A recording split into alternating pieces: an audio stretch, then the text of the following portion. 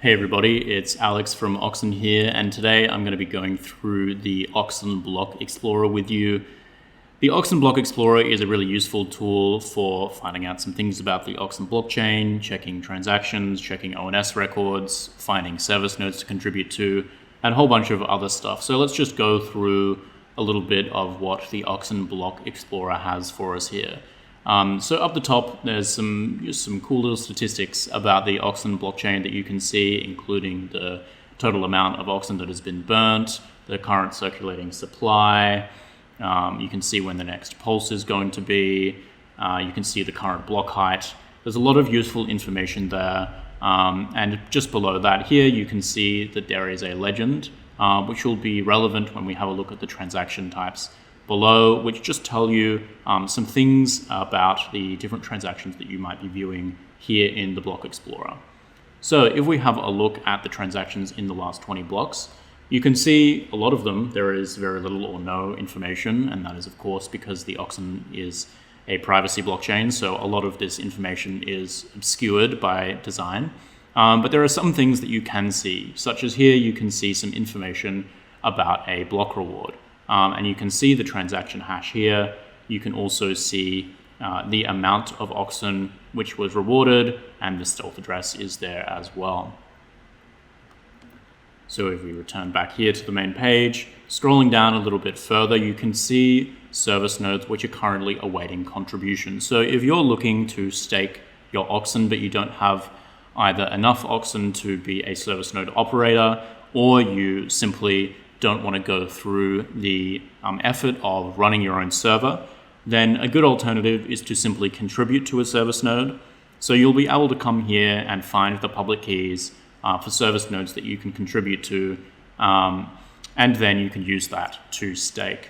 You can see a lot of important information which might help you figure out which one you want to contribute to, such as the operator fee. So basically the operator fee determines how much of a cut of your reward the operator is going to take to presumably help cover the expense of actually operating the server. And you can also see the number of contributors which have currently staked to that service node and the amount that has been contributed. You can see the minimum contribution, so it does the maths for you. You don't even have to figure that out. You can see that some of them are really low, like this one at the top here. You only need to contribute 24 Oxen to stake to that service node. Down here, you can see further more information about service nodes. We've got a list of inactive or decommissioned service nodes, of which there is currently only one. And then you can also see a list of the active service nodes, of which there are over 1,700 at the moment. So quite a lot more active than inactive, which is always a good thing. And just below that, you can see the last 3 checkpoints. So checkpoints are an important part of how we secure the Oxen blockchain. So you can actually check the height at which those checkpoints were occurring. And then I suppose if you wanted to, you could figure out how long it has been since the last checkpoint, which is all really important information.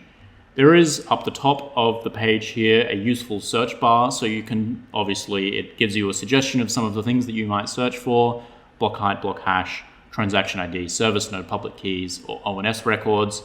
So I'm actually going to put a transaction hash in here and search for it, and you can see that it's going to pull up some specific information about that transaction. You can see that this particular transaction was a block reward, and the output was 27 Oxen, and just some general information about that particular transaction. The other thing you can do is look up an ONS record. So in my case, I have the ONS record registered on session for the letter A. And if you look that up on the Block Explorer, you can actually see the wallet address that owns that record. You can see the transaction where the record was created. You can check to see whether a particular ONS is available either on session or on LokiNet, and lots of useful things like that.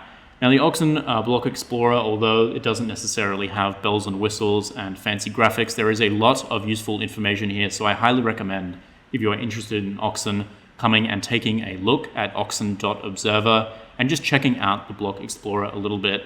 But that is everything for today, and other than that, we'll see you next time.